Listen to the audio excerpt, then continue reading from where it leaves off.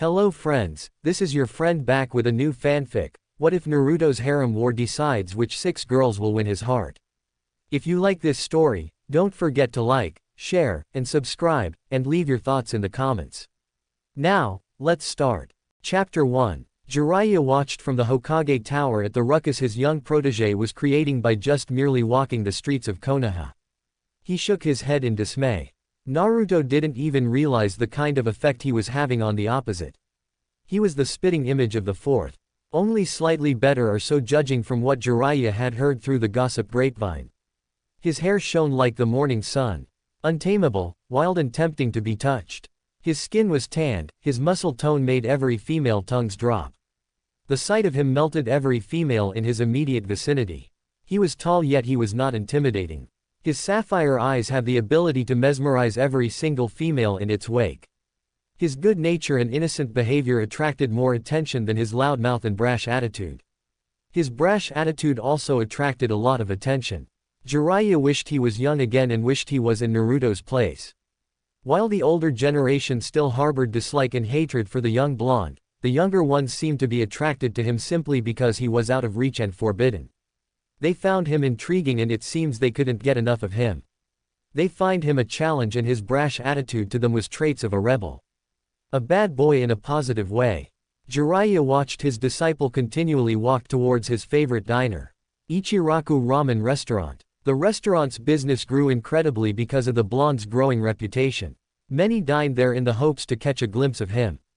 Naruto's name was fast becoming legendary. Almost as legendary as Jiraiya's and the Yondaime. Upon observing his apprentice, a little commotion caught his eye.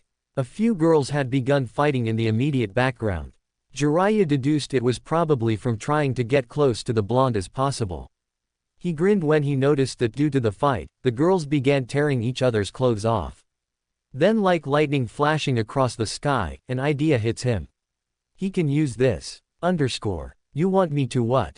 Tsunade questioned her old comrade, trying to fight the growing irritation from her voice while trying to suppress the urge to knock him out unconscious. He better have a good reason for this. You heard me, Jiraiya replied back. And what makes you think I will even allow such a thing to happen? Let alone take place? Tsunade questioned as she glared at him. There has to be a catch somewhere. His idea seems to be too convenient to be genuine. Well, not only will it unite some of the ties with the other villages, it will also encourage the younger generation to join the kunoichi ranks. Think about it as a promotion. Jiraiya answered, trying to keep his gaze neutral as not to reveal his plans. He knew there had been a massive decline of females wanting to become a shinobi. By holding such an event should at least increase recruitment, while helping him at the same time. Besides, I know for a fact that whenever such tournaments are held, there are bound to be some form of gambling involved.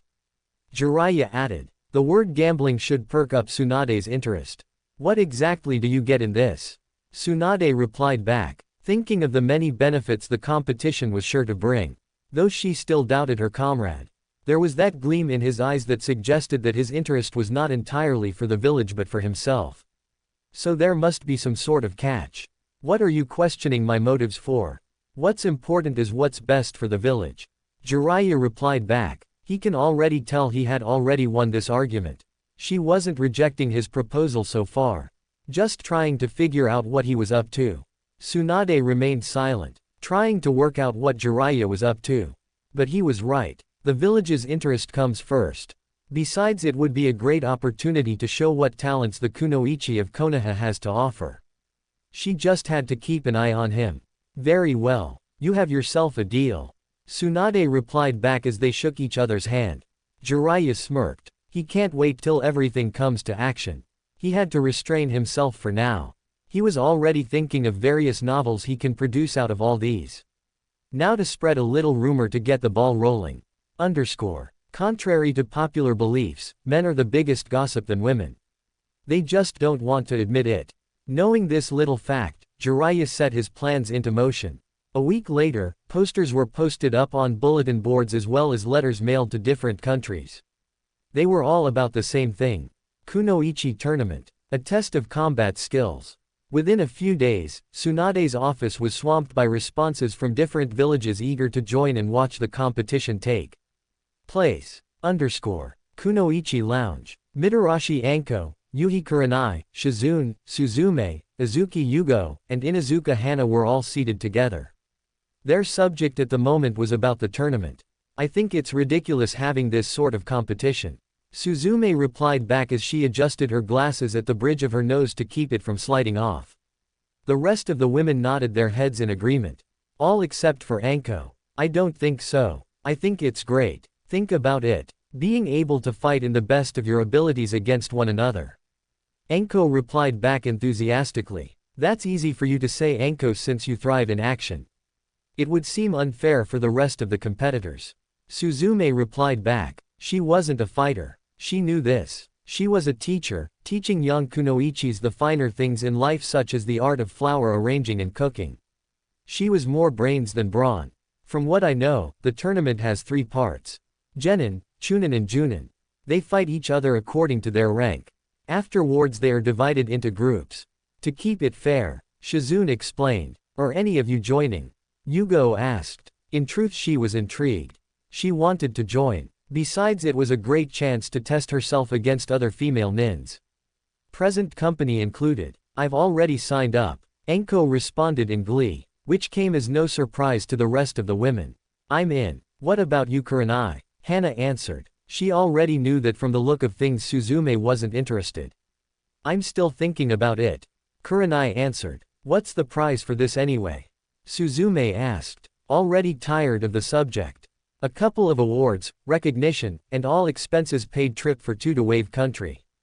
Shizune answered. There are also rumors going around. Hana brought up. She had heard a lot of rumors about the tournament. One most popular rumor was about a certain blonde shinobi. About what? Yugo asked. You mean you girls didn't know? The major prize if Uzumaki Naruto. Anko supplied them, which made the women gasp in utter and complete surprise. No way. Yugo exclaimed, not believing her ears. Anko only crossed her hands across her chest and nodded. Uhu. That's right. The trip for 2 is with Uzumaki Naruto. And how did you come by this information, Anko? Tsunade-sama didn't even tell me any of this. Shizune asked her companion. Well, I heard Kakashi and Iruka talk about it while I was at the Hokage Tower. I overheard them say that the trip for 2 consisted of the winner of the tournament and the company of Naruto for 2 weeks.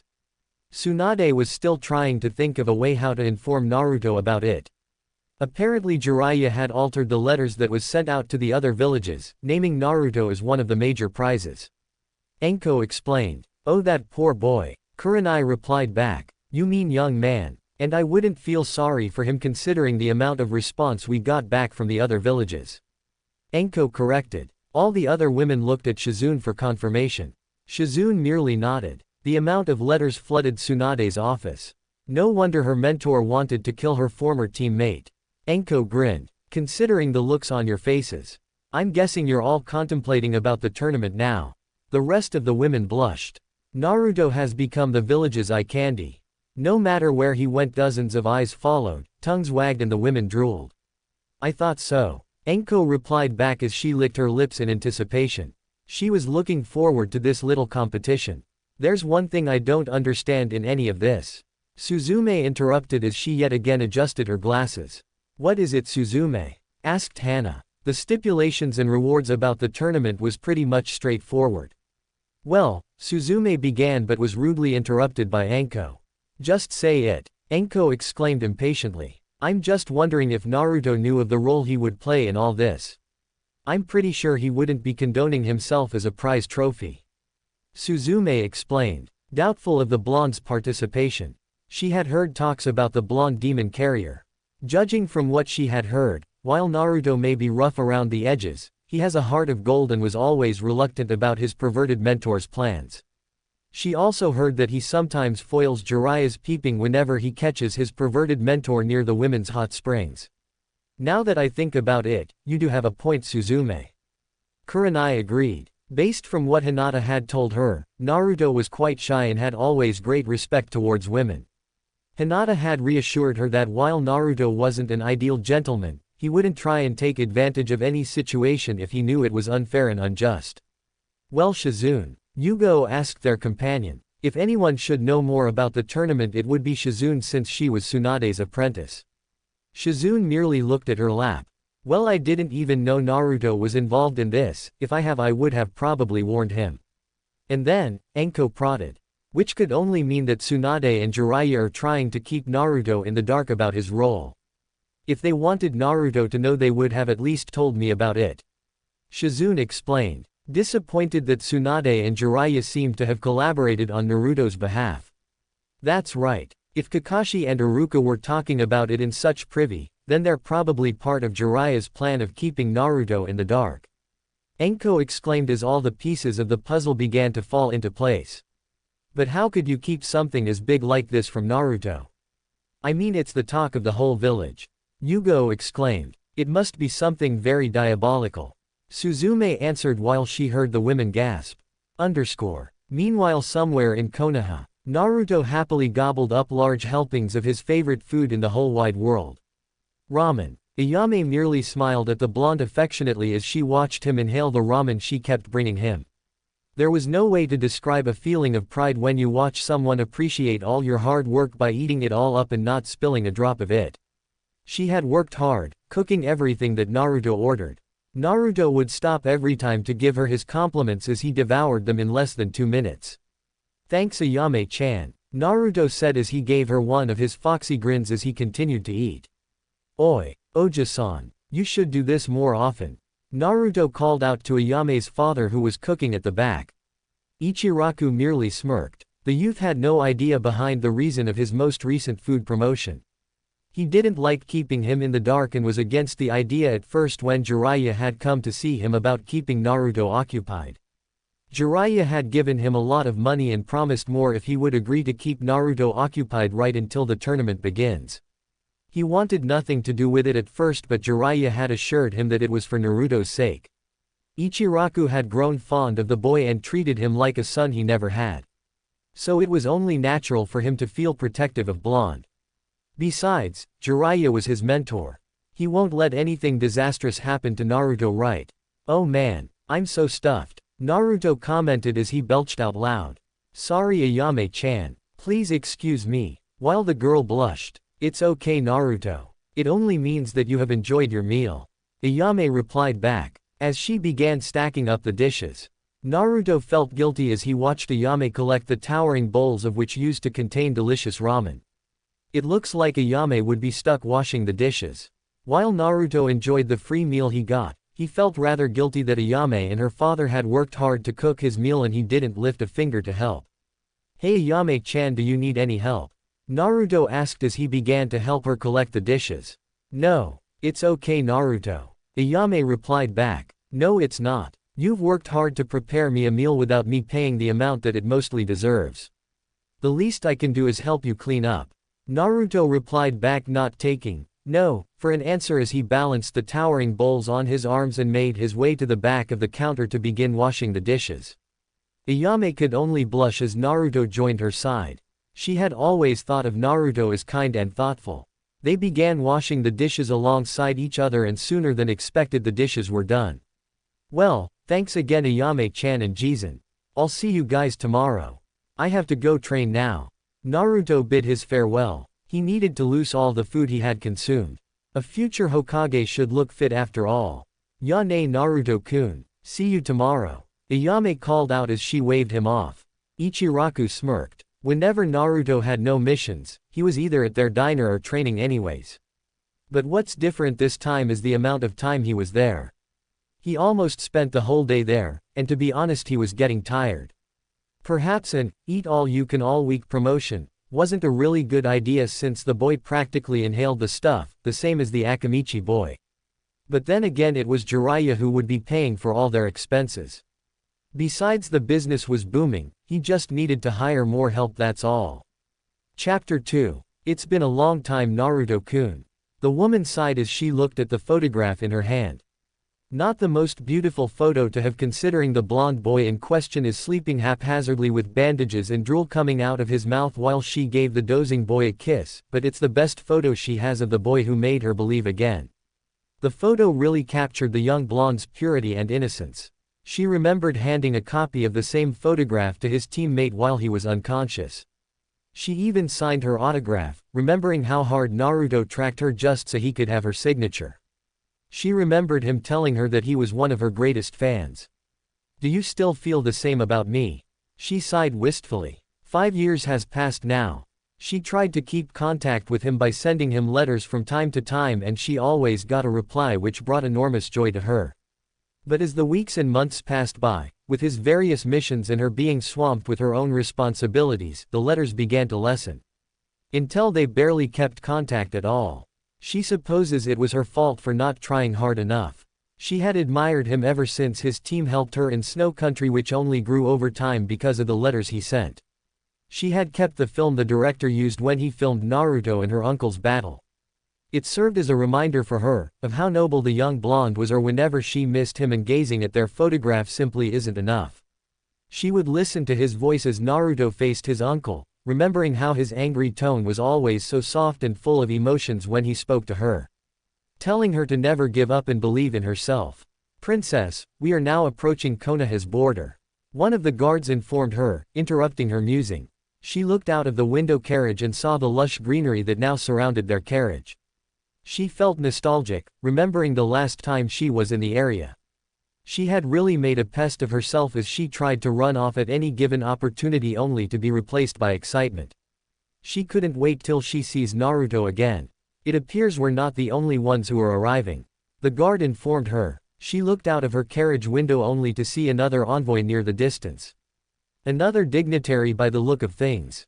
"We're almost there, princess. We have just passed the border," Yorinojo announced. She merely nodded to her bodyguard for acknowledgement. It's nearly 5 years since the young blonde has changed her life. Almost 5 years now that she had kept her promise. She felt a little embarrassed as she remembered brazenly asking him to stay with her until her country was back to its feet. It was a selfish act, but she didn't want to lose him so soon after he had protected and stayed with her during the assassination attempt. He had held her and gave her comfort while she cried for the demise of her father. He didn't abandon her and handed her to the enemy when his friends' lives were in danger. He protected her just like he promised. She couldn't help but feel thrilled as anticipation flowed through her veins. She would see him again. Have the opportunity to touch him and be in his arms again. She blushed at the thought. "Princess, it seems we're not traveling alone. There is another envoy a couple of meters from ours," Yorinojo informed his ward. It was only natural after all. It seemed a lot of dignitaries are coming towards Konoha for the kunoichi tournament. Yorinojo smirked. While he came to protect his ward, he knew his ward had an alternative reason for coming. Naruto had become a great influence for the princess during the short time he had worked for them. He knew Haruna was slightly upset upon reading the invitation after finding out what the major prize was. Yorinojo was surprised when Haruna approached him and demanded that he train her some self-defense. It didn't occur to him as to why until Haruna showed him the invitation after their first self-defense lesson. He remembered laughing while Haruna fumed. Yorinojo had to explain that she will have to have years of training before even qualifying for the tournament. Haruna huffed like a small child. She always did have a temper. He managed to soothe her though by telling her that they could just go and visit Naruto and spend time with him since he won't be participating and will only be a spectator. That alone cheered up Haruna. He remembered Haruna panicked as she packed for their journey, worrying about what to wear and what to bring to impress Naruto while mumbling about something about how Hinata already has a great head start for she already stays in the same village and works with Naruto from time to time just like the time they helped her.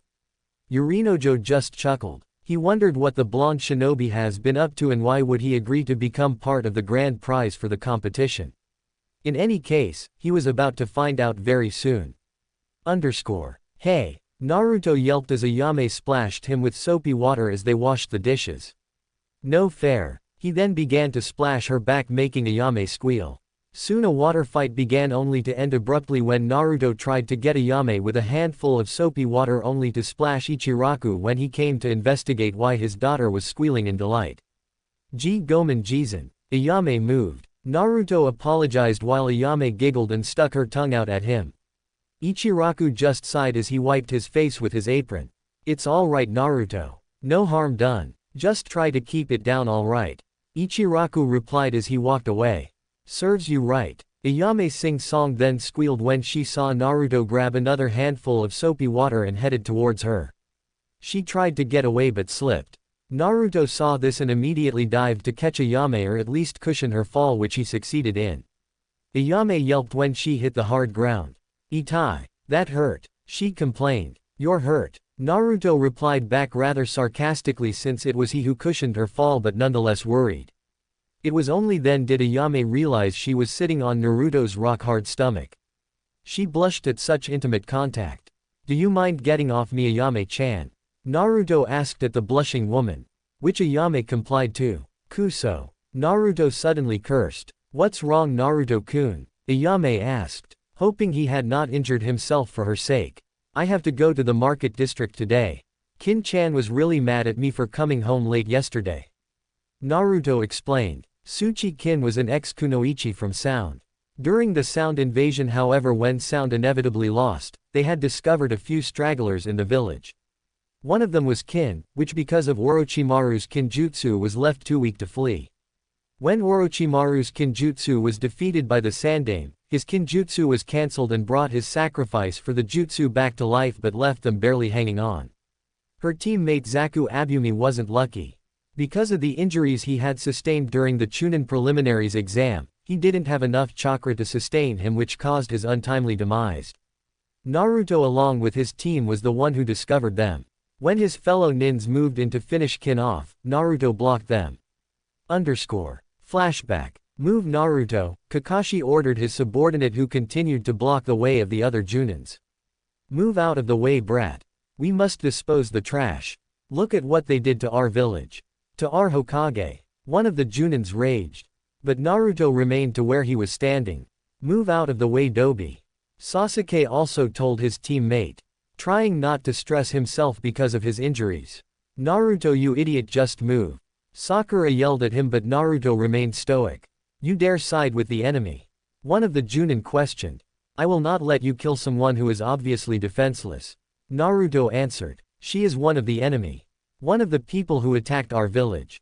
Look at her. She can barely even open her eyes. She's barely alive." Naruto protested. "She is not a threat." Kin, while she was still too weak to speak or move, heard Naruto's words. "Why is he defending me? Hasn't there been enough blood shed? Do you really think this is what Sandaime would want? To attack someone who can barely defend themselves?" Naruto replied back, his head down to hide his eyes. The Junins seemed to have been affected by his words. "Very well, Naruto. We won't harm the girl. We'll just arrest her, then nurse her back to health." Kakashi reassured his subordinate. "Then they will interrogate her, something the blonde doesn't need to know." Naruto seemed to agree as he moved slightly only to lift the girl up in his arms. "I'll carry her back to hospital then," Naruto informed them with a determined look on his face. Not trusting the other nins, Kakashi sighed. Yar Naruto. You're being quite obstinate about all this." Then turned his attention towards the other Junins. "We'll take it from here. Hi Kakashi-sensei." One of the Junins responded before the three Junins took their leave. "That's probably the most reckless thing you have ever done, Dobi." Sasuke replied back but was really impressed of his teammate's spirit. Naruto merely smiled and ignored Sasuke's jibe.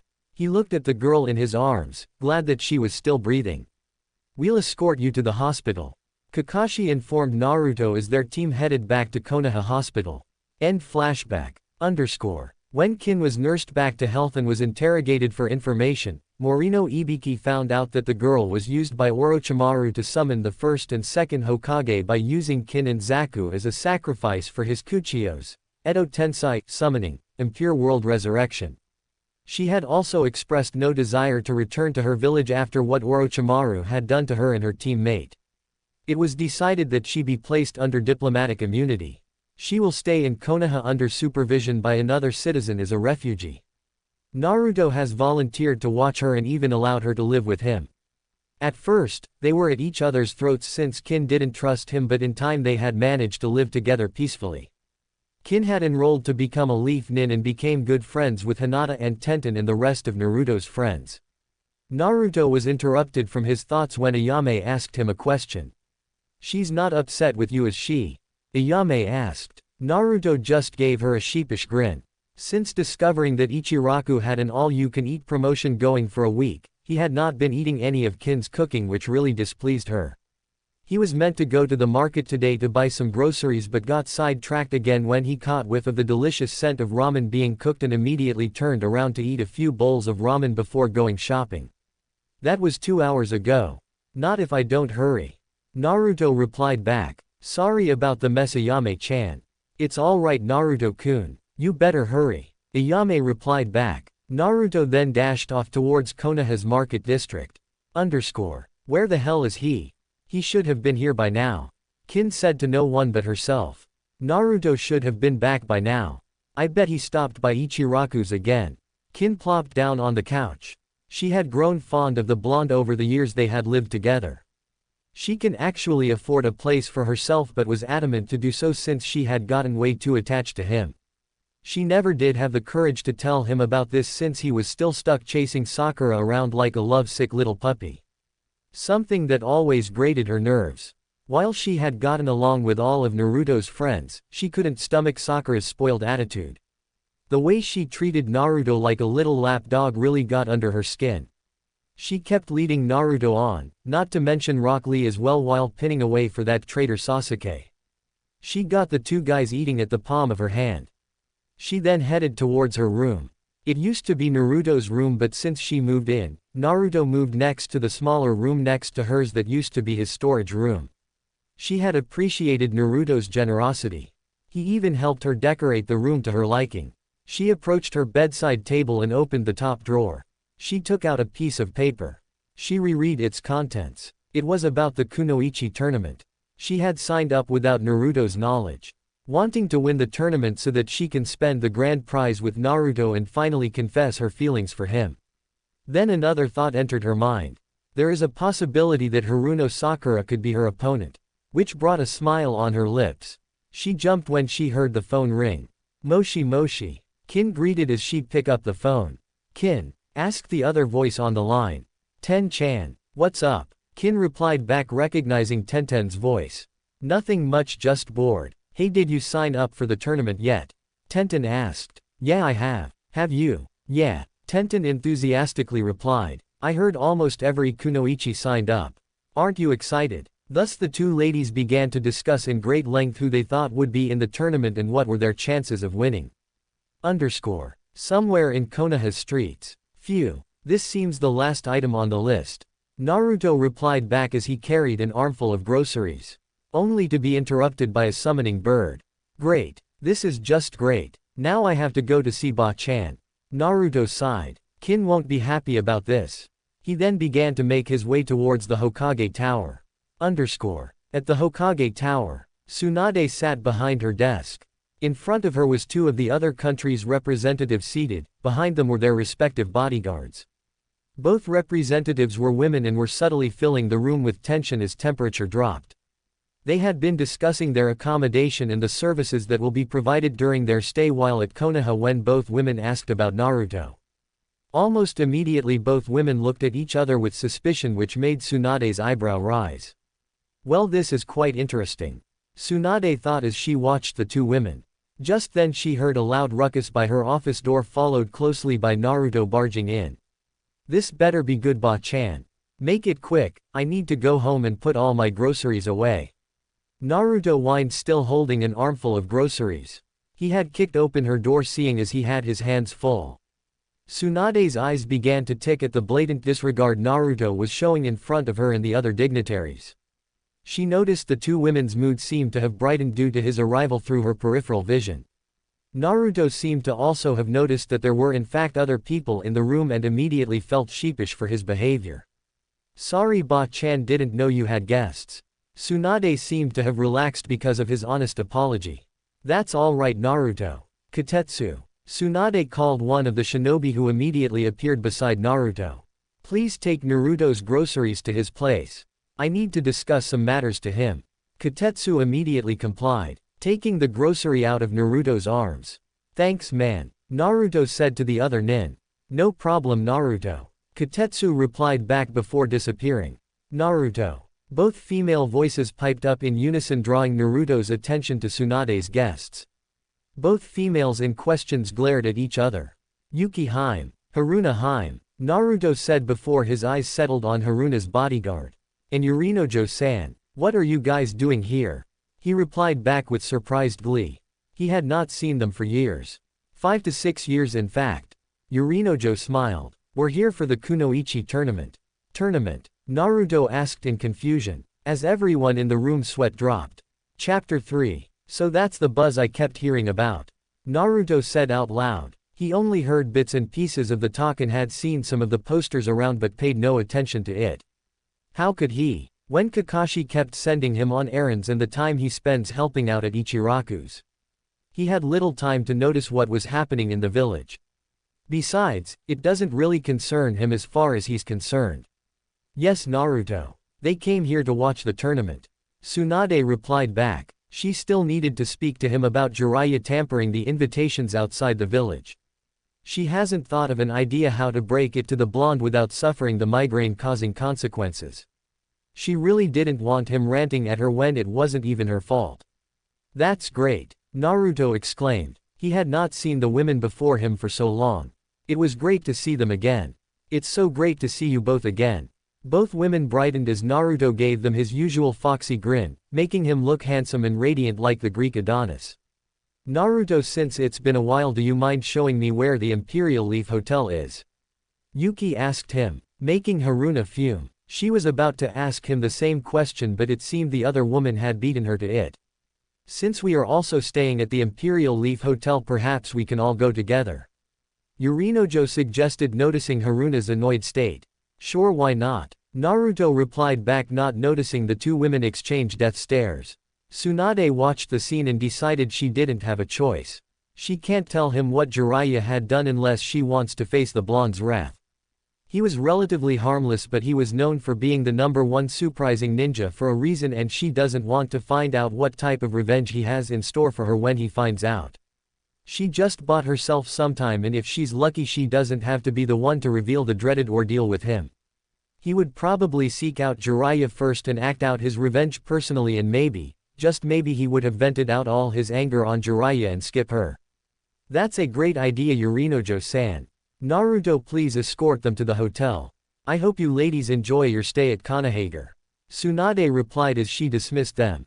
Naruto walked in between the two princesses. Unaware of the growing tension between them. Yorinojo's sweat dropped at the tension and was amazed how the blonde could act so oblivious about the two females. How is Snow Country, Yuki Haim? Did you get the machine to work again? Naruto asked Yuki. It's repaired, Naruto, but it takes a lot of getting used to. My people had always been used to snow, so everyone has to adjust with the changes. It was agreed that we'll only use the machine every 3 months. Similar to a normal season would be. Yuki explained while Naruto listened in rapt attention. It had been so long since he had last seen Snow Country and would like to come and visit sometime. Haruna, on the other hand, just smiled as she watched Naruto. He had grown since she last seen him last. He grew taller and more attractive. He was still the same talkative blonde she remembered, but inwardly she was a little jealous of the attention he was giving the other princess. She didn't even notice a small frown had graced her features until Naruto chose the moment to ask her a question. What's the matter, Haruna Haim? Are you tired? Naruto asked. He knew that both women traveled quite a distance to get to Konohage. Maybe he should just catch up to them on a later date and just take them straight to the hotel for now. Haruna was touched by his concern and shook her head. No, Naruto, I'm fine. I guess I better just take you guys to the hotel. You guys traveled far after all. I can give you a tour of Konoha tomorrow or something, so you guys could rest. Naruto suggested. In truth, he wanted to catch up with them some more but knew he was being quite selfish if he pushed them. Besides, he should really get back home. The women wanted to protest but knew he was right. They have traveled quite far and their escorts must be tired as well from the journey. So they both reluctantly agreed. A little while later they were standing outside of the Imperial Leaf Hotel. Well, I'll be off now. Nice to see you again, ladies. I'll call you guys or something about the tour. Naruto bid his farewell before dashing off. Wait, Naruto. Both women called but he was already at a fair distance away. They had at least wanted Naruto to come and walk them to their rooms. Yorinojo on the other hand had a grin on his face. How the blonde could pull off something like this was remarkable. Perhaps he will ask him later about his secrets about women, that way he could at least ask his childhood crush Tsunade out for a drink or two. The woman seemed to have never aged at all. Naruto ran towards his apartment, praying to the gods that Kotetsu would have at least explained to Kin that he was summoned to the Hokage Tower, that's why he was late. He was too caught up with his thoughts that he wasn't really paying attention to his surroundings. Because of his rush to go home, he collided headfirst at an unsuspecting person on the street. ITE. Both cried out as they collapsed in a crumpled heap. Tamari was pissed. She had tried to check in at every establishment she could find, but it was apparently booked out. She should really have booked earlier. She wasn't looking forward to roughing it out in the Konoha training grounds during the duration of the tournament. She wanted nothing more but to strangle Kankuro for leaving him to handle her accommodation. Tamari contemplated on the note that Gaara had given her.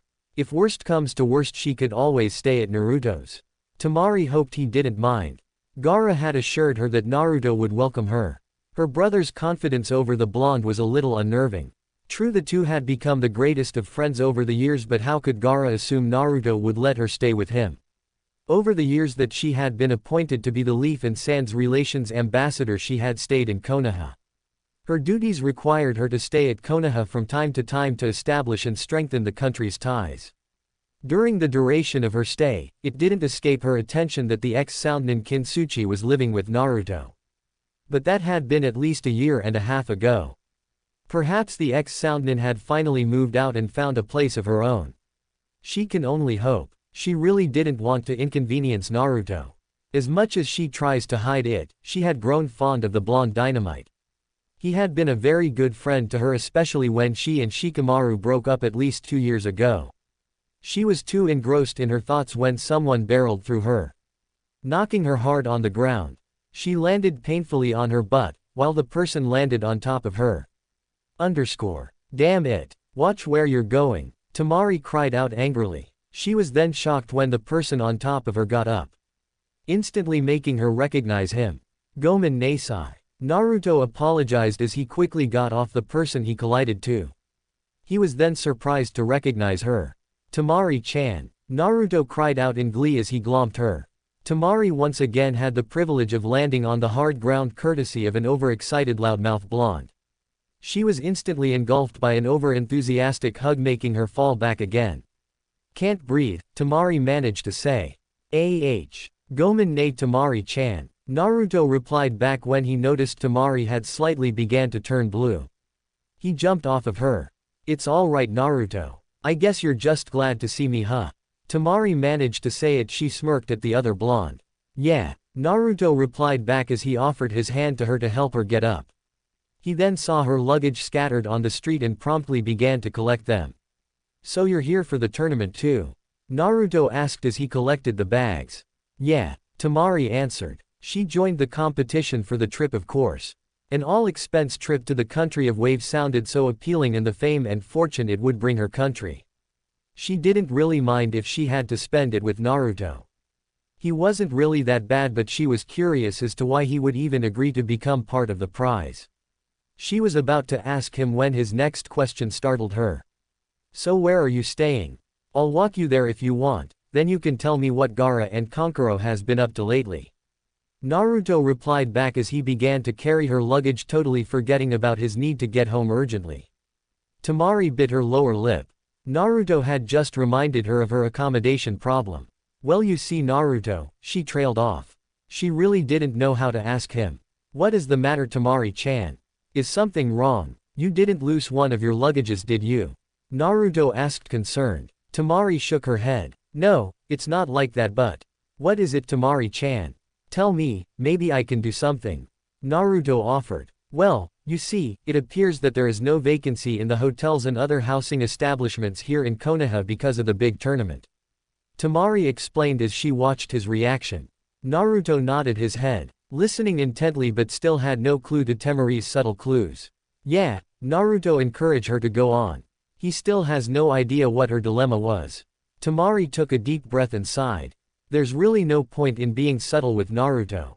They're all booked out and I have no place to go. Again Naruto nodded, until he realized the gravity of Temari's problem started to sink in his subconscious. It appears the vixen has no place to go. Kit. Kyuubi piped in, getting really bored by Naruto's dull conversation. Naruto began to frown. He only had a 2-bedroom apartment. He also wanted to help Temari out but didn't want to ask Kin if she was willing to share her room. You could always share your room, Kit. Kyuubi replied back with its mischievous grin, making Naruto blush as Kyuubi began to send mental images of what sharing a bed meant for the two blondes. Naruto. Temari asked worriedly when he saw the other blonde blush like a tomato. Are you alright? Naruto vigorously shook his head to clear his mind of the dirty images Kyuubi produced while it howled in laughter. Yeah, I'm fine. Listen Temari-chan, if you're really in trouble then I suggest you stay with me for a while then. He replied giving her his infamous foxy grins. Really? Temari replied back at the blonde. Naruto merely nodded. Thanks Naruto. Temari replied back as she happily glomped onto the blonde. At Naruto's apartment, Kin angrily began to pack away the groceries Kotetsu has brought over. Kotetsu has informed her that Naruto was having a meeting with Tsunade and that the blonde dynamite won't be home for a while. Now Kin had no idea why she was upset, but she had the strangest feeling that somehow the day is about to get worse. Call it a woman's intuition, but something made her skin crawl just then and she knew it somehow involved Naruto. She sighed heavily. She had finished cooking dinner and was now meticulously putting the groceries away as she contemplated how to reveal to her blonde roommate about her joining the tournament. Tadaima, Naruto announced loudly, elevating Kin's mood slightly, that is, until she saw the luggages Naruto carried and the other female nin standing behind him. While Kin was long used to Naruto's outbursts, he had never really brought anyone home, let alone another attractive female. Hey Kin-chan, you'll never guess who I bumped into on my way home. Naruto grinned, unaware that the two females were now giving each other a once-over. Temari was surprised that Tsuchi-kin was still residing with Naruto. She was sure the other kunoichi would have at least moved out and had a place of her own by now. Kin had actually changed. She still sported her long dark ebony hair, but it was shorter and was cut up to her waist, which is more practical. She was also wearing a simple white tank top and green short shorts. It seems the girl had really gotten used to living with Naruto enough to parade in such a provocative outfit, showing off the other female's ample curves. To say Kin was shocked was an understatement. She never expected Temari to come over tonight. The sight of the bags that Naruto carried also indicated that her sudden appearance was more than a little visit. What's for dinner, Kin-chan? I'm hungry. Naruto immediately whined as he dropped off Temari's bags on the lounge room. He then began to make his way to the kitchen. Make yourself at home, Temari-chan. Naruto called out. Kin eyed Temari, trying to assess the reason why the other kunoichi was at their place. Temari eyed her in return. The two kunoichis had met on few occasions and has rarely spoken to each other. Just the normal niceties and social conversation, that is all. You wouldn't call them friends. They were merely acquaintances. Hey guys, come and join me. You know I really don't like to eat alone. Naruto called out from the kitchen, making the two females break eye contact for now. They had formed some sort of silent agreement for now. They will discuss this matter later. They joined Naruto in the kitchen where Naruto helped Kin set the dining table. The kitchen also doubled as a dining room. Temari also helped them set the table and they ate in relative silence. So what brings you in Konohagakure, Temari-san? Kin asked in between bites as she eyed the other blonde. I'm sure you've heard about the kunoichi tournament, right? Well, I'm here to join in. Temari replied back in a confident smile. Are you entering as well? Kin had wanted to tell Naruto tonight about her joining the competition. She wanted to tell him, alone in person, but it seemed Temari had ruined her opportunity. Hi, really? Isn't this great? Naruto replied back in shock. He never even knew Kin had signed up. Actually, he never really realized about the kunoichi tournament until recently. This is going to be so much fun. I wonder who else ended up joining. Tenten called today and said she and Hinata had signed up. She also told me that Hinata spoke to Ino and apparently Ino and Sakura had also signed up. Kin informed Naruto. Sugoi. I think almost everyone joined the tournament. Naruto replied back in amazement. He couldn't wait to watch the whole event. Are you going to watch and cheer for me, Naruto? Temari asked. She already knew that the blonde would definitely watch the tournament, but she wanted to know if he would be cheering for her. She could still remember him cheering for Hinata and Sakura during the Chunin exams. She wishes that he would also give her the same support. Of course, Temari-chan. Naruto replied back with his foxy grin, making Kin unconsciously snap her chopsticks in half. I'll be cheering for all of my friends. Kin's actions weren't missed by Temari, who was only amused by her reaction. Kin-chan, I think you broke your chopsticks. Naruto helpfully pointed out. Oh yeah, I didn't even notice. Kin replied back, trying to cover herself from embarrassment. She began to collect the empty plates on the table. By the way, Kin-chan, I have good news. Naruto continued as he looked at Kin and then at Temari. Temari-chan will be staying with us for a while, isn't it great? Kin almost dropped the plate she was carrying. Hi. She answered. How is Temari staying with us great? But where is she going to sleep, Naruto? We only have 2 bedrooms. Kin pointed out. There's no way in hell will I share my room. That's alright, Kin-chan. I already have everything figured out. She will be staying in my room. Naruto replied back enthusiastically. What? Both women cried out in unison. Images flooded both of the women's minds. Temari blushed at the implications of sharing a room with Naruto, while Kin was internally raging at the implications of Temari sharing a bed with Naruto. Naruto nodded confidently, unaware of the repercussions his answer has created to the 2 women. Kyuubi could be heard giggling at his subconscious, but he ignored it. Naruto, you can't be serious. Kin cried out in dismay. Does Naruto even know the implications he's getting himself into? Though inwardly she wanted to be in Temari's place.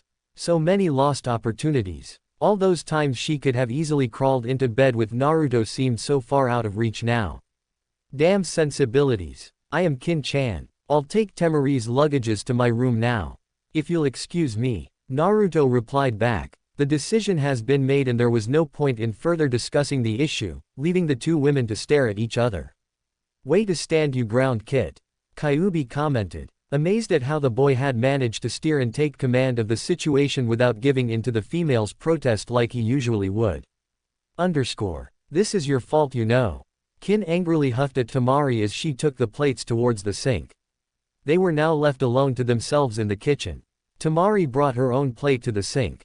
How is this my fault? It's just is. Kin angrily retorted. She felt that it was her fault. Almost automatically she began washing the dishes. Naruto was usually the one that dries them and it had been almost a routine for them, so she unconsciously handed the washed plate to Temari. Temari on the other hand understood her gesture and began to dry the dishes that were handed to her. They began working together in silence. Listen, Kin, I'm sorry it has to be this way, but don't you blame me for this. It wasn't my fault that all the accommodations here in Konoha were booked out. Why didn't you book earlier then? Handing her the last of the plates. I did. Well, I thought Kankuro did. Apparently he booked it for next month and got the dates mixed up.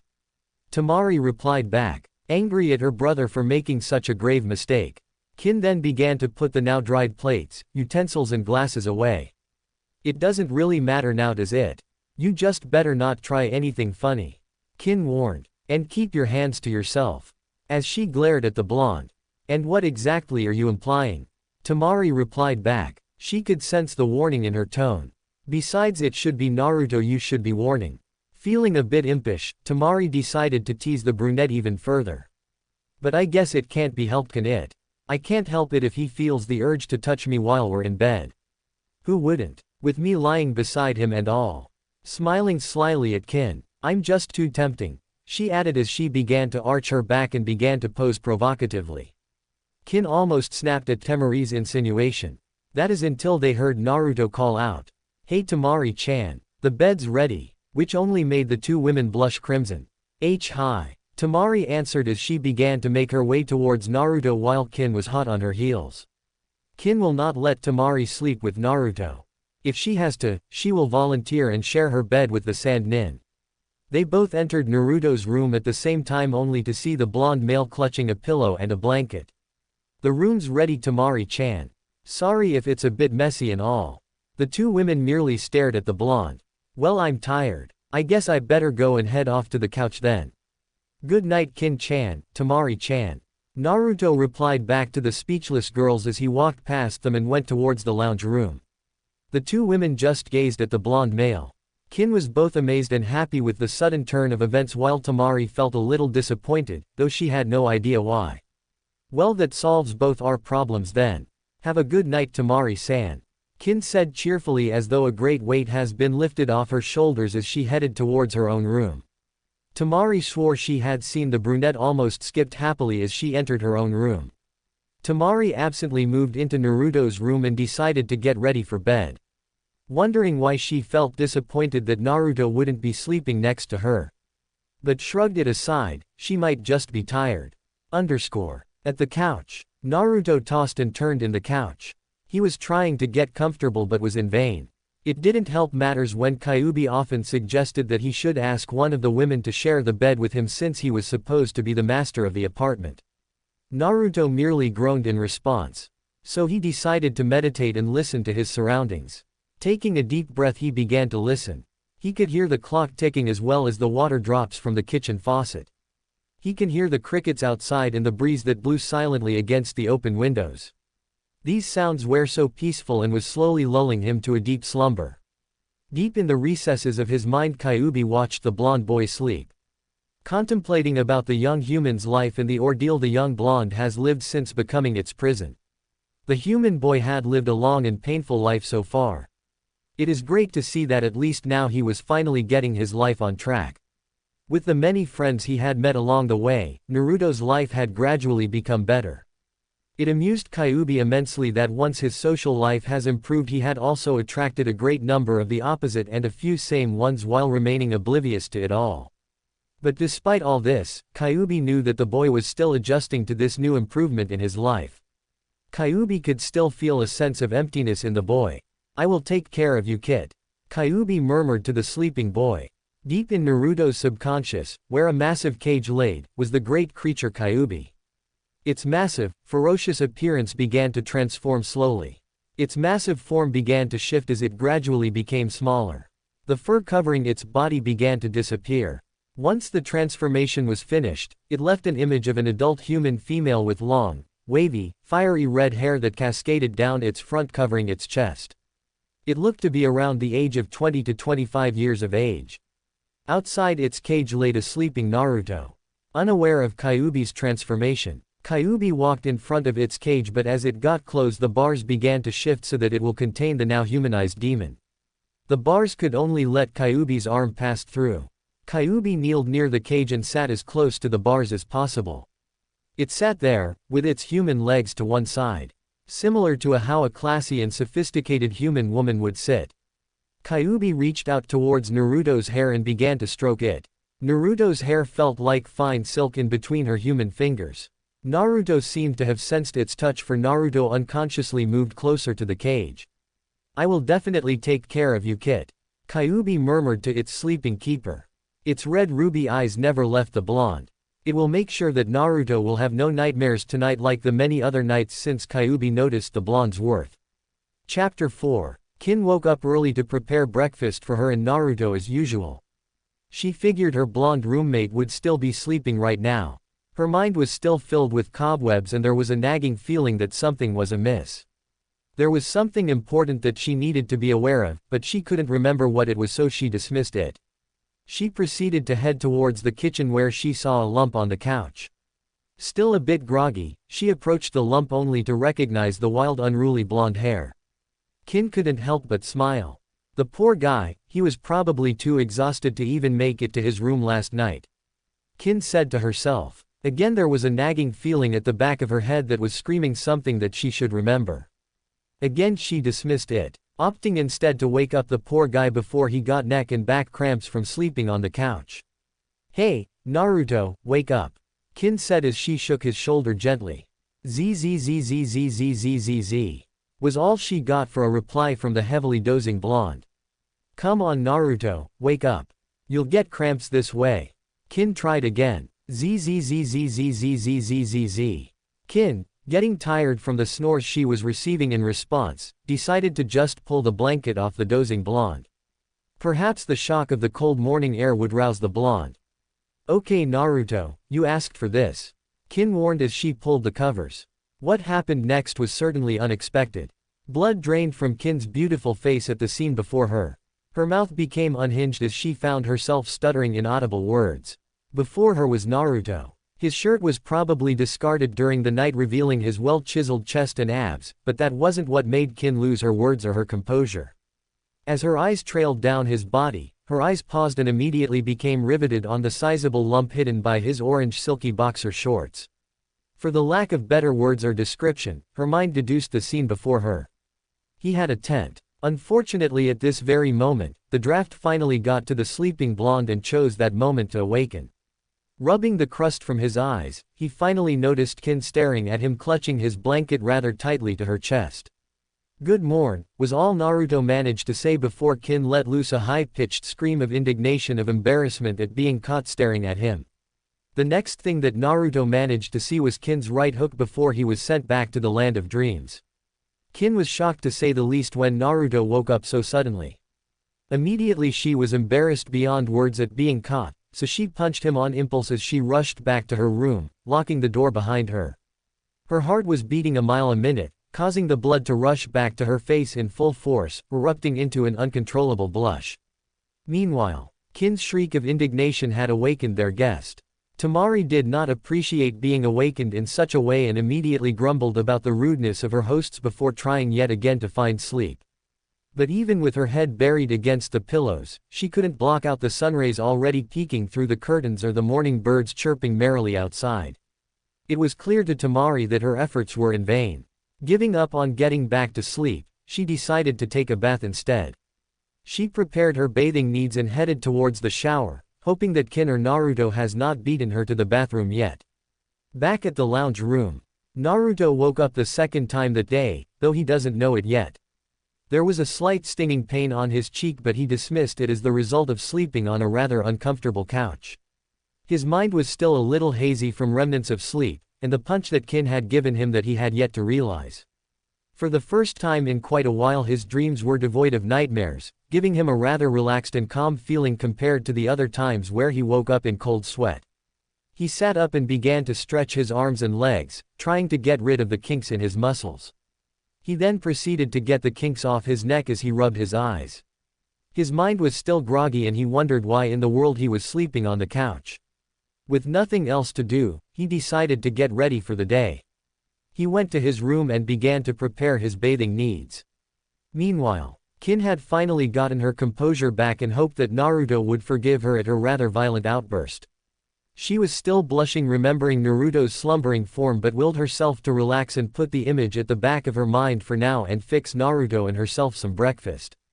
As she walked past the lounge room, she noticed that Naruto was no longer on the couch, which made her sigh in relief. Then alarm signals began to sound in her head. The nagging feeling had come back in full force. Tamari stepped out of the bath and grumbled at her forgetfulness. She had forgotten to take a change of clothing with her. So wrapped in a white towel, she headed back to Naruto's room to change. As she opened the door, she was frozen solid at the sight of Naruto in just his silky orange boxers standing in the middle of his room. Naruto heard the door open and smiled, thinking it was Kin coming in to wake him up. However, he was surprised to see Tamari standing there with just a towel covering her. Naruto blushed. "Good morning, Naruto," Tamari managed to say as she struggled to remain unaffected by the way Naruto blushed. She had always been proud of her beauty, and seeing how well Naruto appreciated it at the moment made her self-esteem soar. There was no need to act harshly since Naruto was trying not to stare at her and seemed embarrassed enough for the both of them rather than the leering, drooling idiots she was used to dealing with. Good morning, Tamari-chan," Naruto replied back as he closed his eyes. He didn't want to look perverted in front of her. Tamari couldn't help but grin at Naruto's reaction. She felt rather impish and decided to push the blonde male a little further. She began to choose her clothing for the day. "Nay, Naruto," Tamari called him. "What is it, Tamari-chan?" Naruto wondered. He decided to leave the room, but Tamari calling him made him stop. "Would you mind helping me to pick out my clothes?" Tamari asked, but in her mind she was grinning. Before Naruto could answer, however, another feminine voice answered for him. "I'm pretty sure you're very capable of choosing your own clothes, Tamari-san." Kin replied back rather angrily, before turning her attention to Naruto. Aren't you supposed to get ready yet? Naruto merely gulped and rushed out of the room at the death glare Kin had bestowed on him. That wasn't very nice of you, Kin-san. Temari replied back. It wasn't nice of you for teasing him like that, Temari-san. Kin replied back. Jealous? Temari asked rather impishly. Breakfast is ready. Kin replied back rather than answering Temari, before slamming the door closed.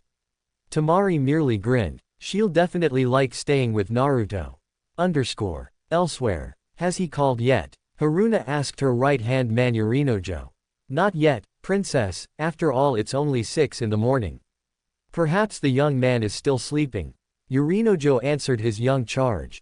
He doubted Haruna had managed to find any decent sleep the night before. She was restless, wondering what to wear for the day in case Naruto calls them for the tour he had promised. Haruna in the other hand couldn't help but fidget.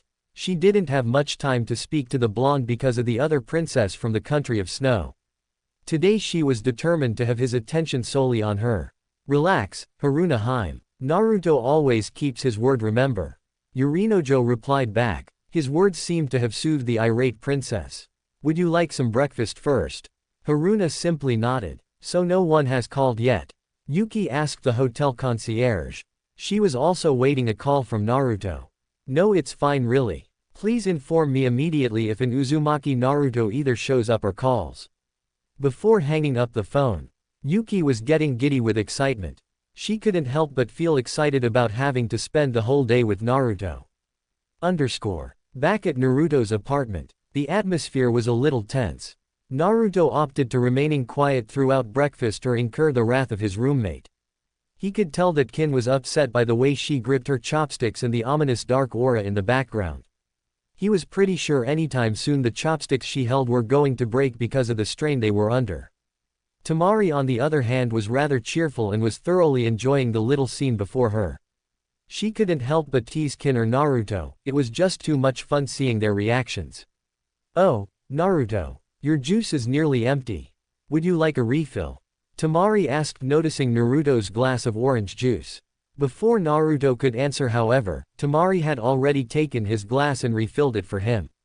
Thanks, Temari-chan. Kin, not happy at the attention Temari was displaying to her Naruto, decided to use the same trick. Oh, Naruto. You're almost out of rice. Before putting more rice to his plate. Thanks Kin-chan. Naruto replied back. Would you like more onigiri, Naruto? More egg rolls, Naruto? Ladies. Naruto's sweat dropped. While he would admit to being a bit touched by the attention he was receiving, the amount of food they were giving him was starting to make a large pile on his plate. He was already full, but the two girls seemed to be determined to feed him. I'm sorry Kin-chan. I really did enjoy the meal, but I'm already full and I'm afraid I can't finish it all. Seeing the two girls deflate, he immediately regretted his action. But for you girls I will finish everything on my plate. With stubborn determination he did just that. Both girls felt a little sheepish at their behavior and a little awed by Naruto's gesture.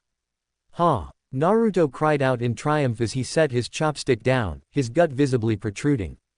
That was a really good breakfast Kin-chan. I'll be off to train now. Before making a hasty exit. He's going to be sick, isn't he? Temari replied back as she watched Naruto depart. Yeah, poor guy. Kin replied back. Both girls stared at each other, both looking sorry for what they did. Somewhere in the outskirts of Konoha. Naruto tried his best to keep the contents of his stomach down. He didn't want to upset either of the girls, so against his better judgment in his stomach, he finished the pile of food on his plate. He could easily ask Kyuubi to heal his stomachache, but he didn't want to rely on the demon's powers too much. If he was going to be the greatest Hokage ever, he will have to rely on his own strength and power, not the Kyuubi's. Naruto-kun. Hinata hesitantly called out to him. Finally, after years of training and making herself stronger for him, she had been able to overcome her stuttering. She was still painfully shy around him though, but at least she lost the stuttering part. Good morning, Hinata-chan. Naruto greeted her but winced when his stomach began to churn unpleasantly.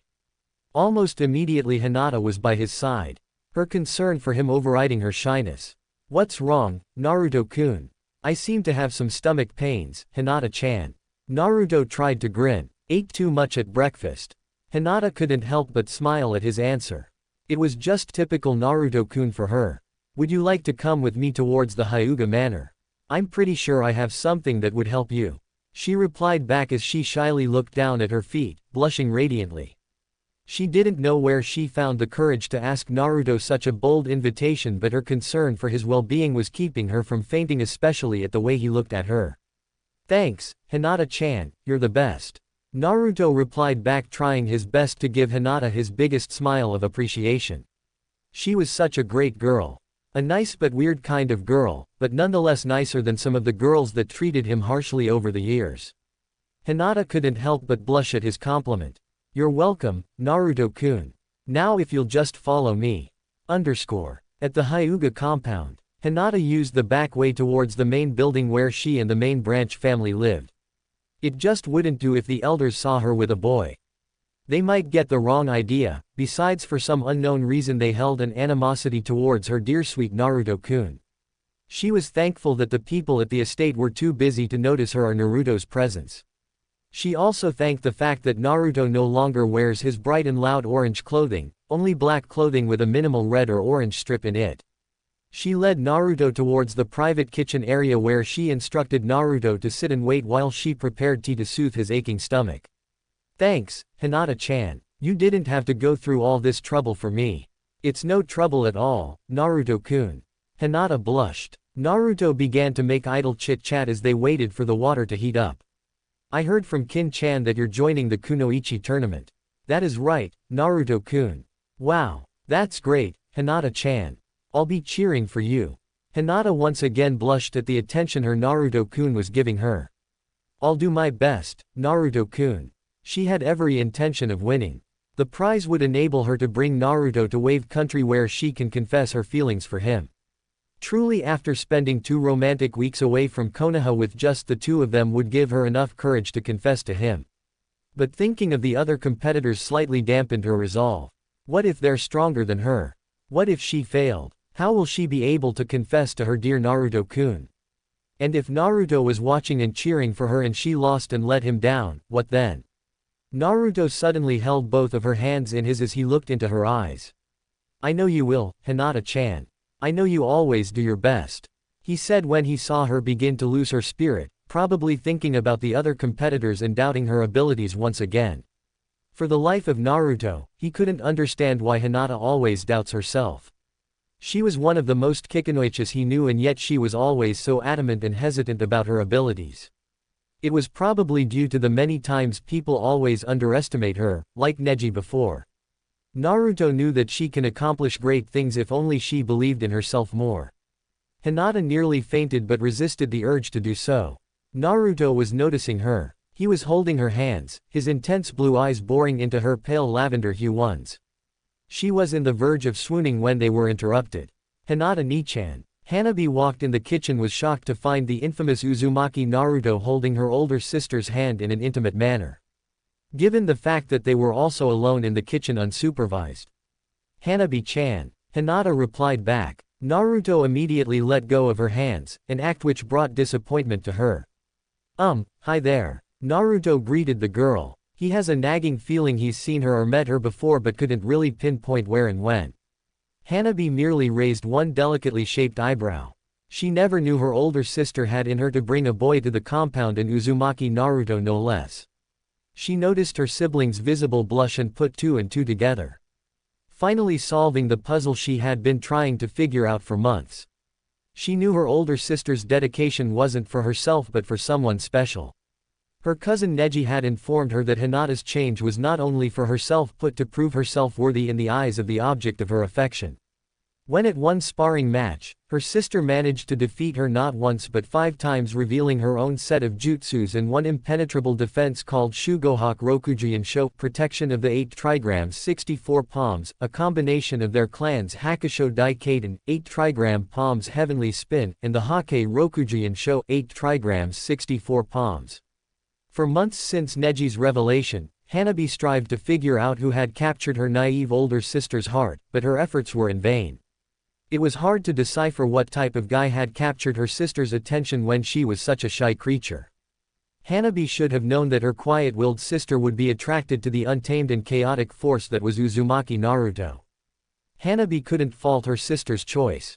She herself, along with her best friend Moegi, has grown quite fond of the blonde.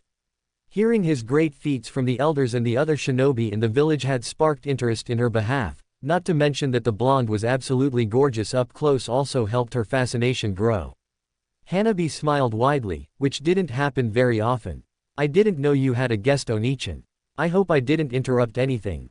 Hanabi replied in her sweetest voice. Would you like to introduce him? Hinata frowned. She didn't like how her normally outspoken younger sister to be overly sweet. Naruto-kun, I'd like you to meet my younger sister, Hyuga Hanabi. Pleased to meet you, Hanabi-chan. Naruto greeted. Was it just Hinata or did she just see her younger sister blush? What brings you here in our humble abode, Naruto-san? Hanabi asked, totally ignoring her older sister's presence and was trying to keep Naruto's attention to herself. Humble. Naruto mouthed. The Hyuga compound was huge, his apartment was probably equivalent to their closet, so Hanabi's statement was a complete understatement in his opinion, but he didn't want to be rude. She was probably downplaying the vast compound to make him feel comfortable about the grandeur of his surroundings. Your sister was kind enough to bring me here to have some tea to cure my stomach ache. Giving Hinata a foxy grin that turned Hinata's brain into mush. Really? Perhaps I can offer you my services as well. While tea may ease your stomach cramps, I can give you some medication from our infirmary. Hanabi offered. Really? You'd do that for me, Hanabi-chan? Naruto smiled back. He didn't know much about Hinata's younger sister, only that she was supposed to be the heir of the Hyuga clan, assuming what's supposed to be Hinata's role and the fact that Neji was currently training her. It's the least I can do for my sister's suitor. Hanabi replied, trying to determine Naruto's relationship with her sister judging from the scene she had witnessed before. Suitor. Naruto replied back confused. Hanabi, Hinata warned her sister knowing where she was leading the conversation into. Hanabi merely grinned at seeing Naruto's reaction and her sister's. So that's how it is. Naruto still looked confused while Hinata frowned at her sister. Let me get those medication for you, Naruto-san. Hanabi excused herself, still grinning. Thanks Hanabi-chan, and please just call me Naruto. No need to be formal and stuff. Naruto replied back while giving her a foxy grin in return. Hanabi blushed before she left the room, leaving Hinata and Naruto alone. Hinata continued to frown at her sister's retreating back. Sweet girl. Naruto commented, which only made Hinata's frown even deeper. I think the tea is ready. Hinata announced as she began to prepare the tea for Naruto, trying to wipe the frown off her features. Hinata, what's wrong? Naruto asked as he watched Hinata's mood began to dampen once again. Naruto's concern for her well-being seemed to lift up her spirits though, he was always so caring and thoughtful to the people around him despite his crude mannerisms. He was genuinely a good-hearted person and that was always something that attracted her to him. She shook her head to shake off his concerns and gave him a small smile. I'm fine, Naruto-kun. You know I'm always here for you if you want to talk and stuff, right? Naruto reassured her, which only made her heart swell. I know, Naruto-kun. She replied back as she served him the tea. For a while they sat there in amicable silence, mostly talking about non-important stuff until Hanabi returned with the medication she promised. The way Hanabi doted on Naruto annoyed Hinata. He was her guest, therefore, she was supposed to be the one who doted on him. Naruto however was unaware of the growing tension between sisters or how they had subtly began to vie for his attentions. Soon Naruto's stomach ache disappeared and realized he was now imposing his presence upon the Hyuga sisters. They probably need to be somewhere else but was probably stuck with him because he was their guest. I'm probably taking too much of your time, ladies. I guess I better go. I'm sorry for keeping you here and suffer in my company. Naruto replied back. Of course not, Naruto-kun, I invited you over after all. Hinata replied back with a slight panic in her voice. Was he already tired of talking to her or was it her sister? If it were up to her, Naruto would never leave her side. Don't worry about it, Naruto-san. I assure you that my presence is not missed. Hanabi reassured the blonde. Nonetheless, I think I've overstayed my welcome. Thank you Hinata-chan, Hanabi-chan, for your hospitality. I owe you two a favor or two, maybe I can even repay your kindness someday. Naruto replied back with one of his foxy grins that melted both of the sisters' hearts as he gave them a thumbs up. I'll see you out then, Hinata said dejectedly. I'll accompany you too, Hanabi replied back.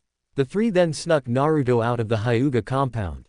As the two girls waved goodbye to the blonde Dynamite, they couldn't help but speak with each other without taking their eyes off from Naruto's retreating back.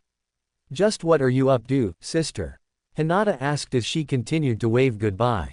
Hanabi ceased her waving and looked sternly at her older sister.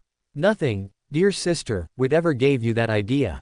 She replied sweetly, enjoying her sister's unease. Now that Naruto left, there was no longer any point of her spending time with her older sister. It was time now to seek her cousin Neji for some training. It just wouldn't do if she lost against any of the other competitors of the tournament. As Hanabi left Hinata's side, Hinata's frown deepened.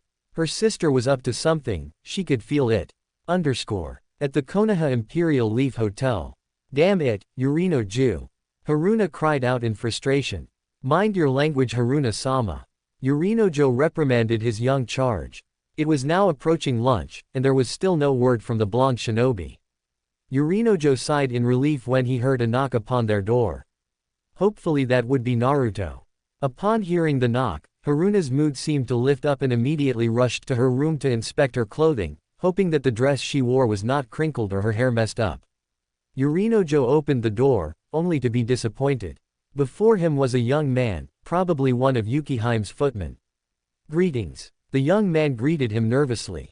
Greetings to you too. The young man took a deep breath. I was sent here by Yukihime to ask if Uzumaki Naruto has made any contact with you. Yurino-jo frowned. It seems that Naruto forgot about the tour. I'm afraid Uzumaki-san has not contacted us as well. It was then that Haruna approached the open door.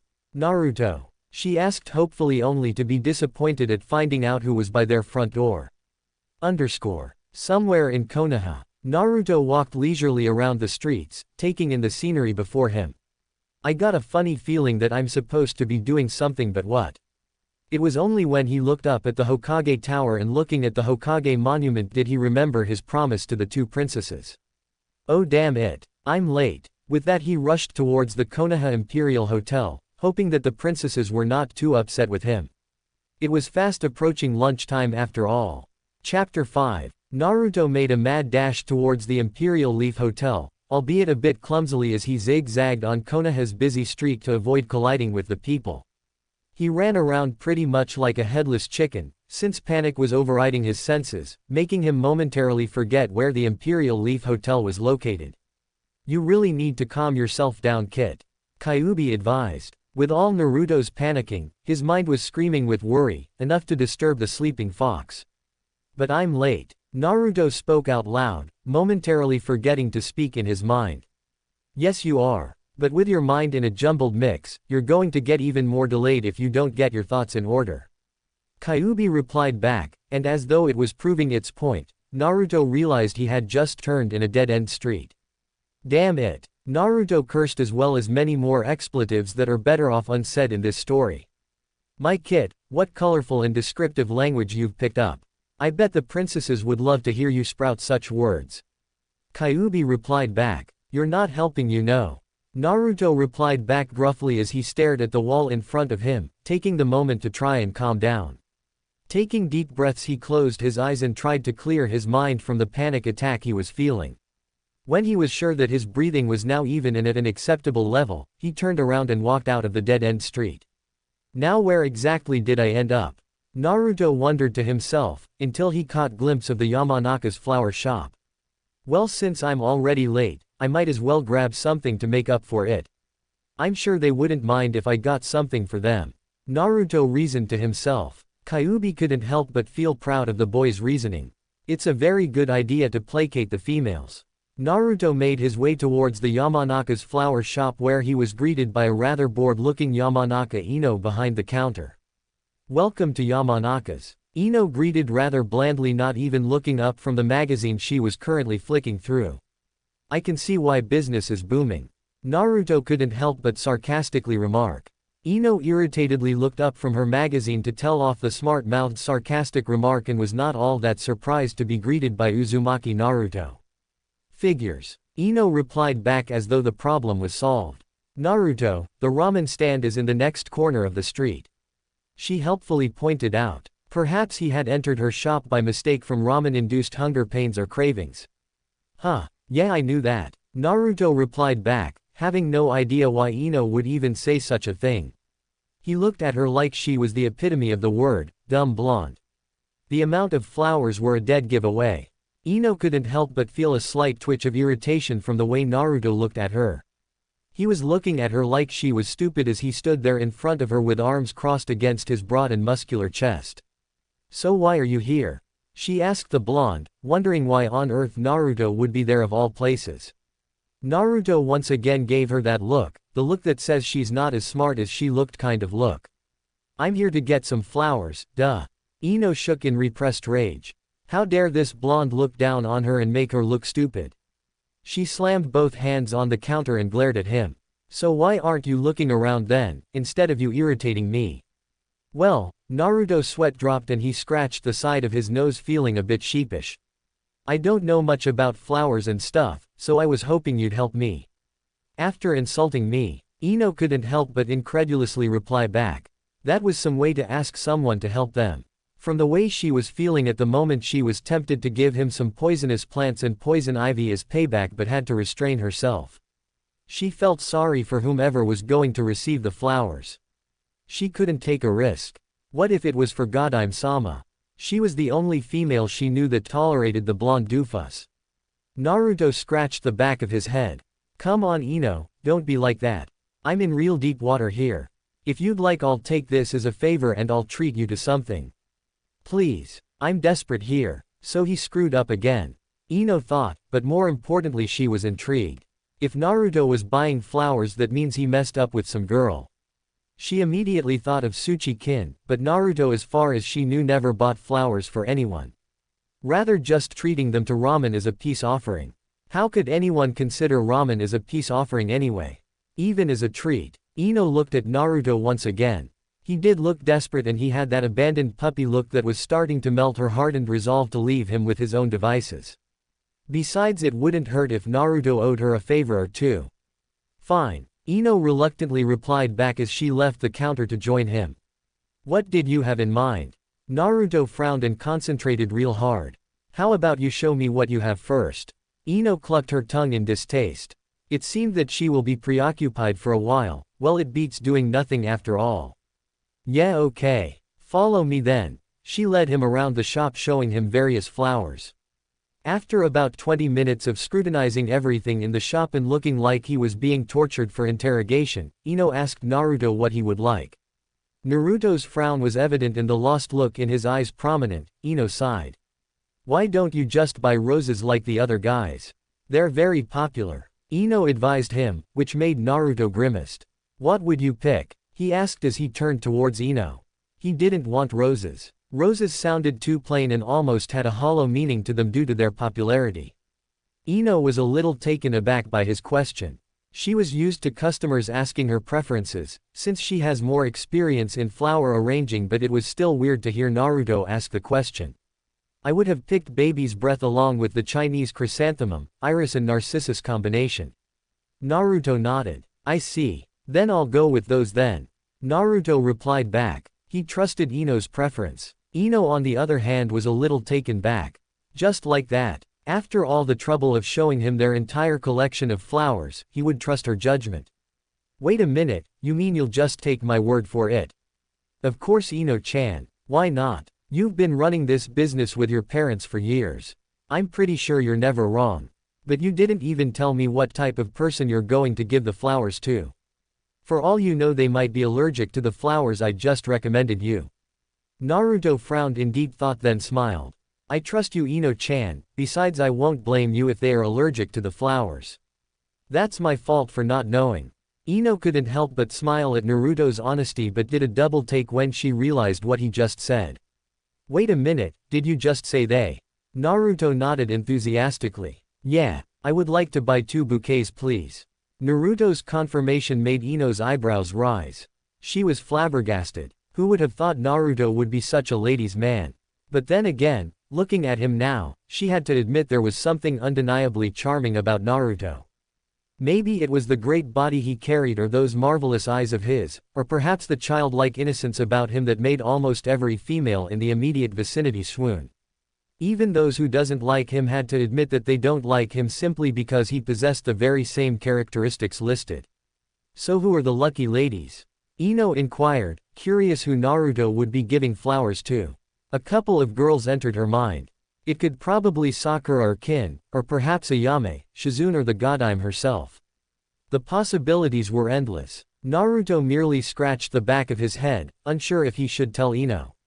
She might say something to Sakura. Oh, no one you know. He grinned sheepishly. Try me. Ino challenged as she handed him the two arranged bouquets. Oh geez, I would really like to Ino-chan, but I'm running late as it is. Naruto replied back as he took the flowers and paid for them, not caring how much money he gave Ino. He was rushing towards the door when Ino's call stopped him. Hey Naruto. This is too much. What about your change? Don't worry about it. Naruto called out, but before he could step out of the door, he spotted some white calla lilies. On impulse, he grabbed one of the flowers, walked back quickly to Ino and handed it to the stunned blonde. Thanks for helping me out, Ino-chan. You're the greatest. He gave her one of his foxy grins and a quick hug before hightailing it out of her shop. Ino on the other hand was too shocked to respond. She looked at the white lily in her hand and the rapidly retreating blonde. She couldn't help but get touched by the gesture, when something else occurred to her. Naruto couldn't have possibly known that the flower in my hand is my favorite flower, could he? She asked herself. She couldn't stop the smile that formed on her face, nor how her day seemed to have gotten a lot brighter. Naruto dashed maniacally through the streets of Konoha, earning him the attention of another well-known shinobi.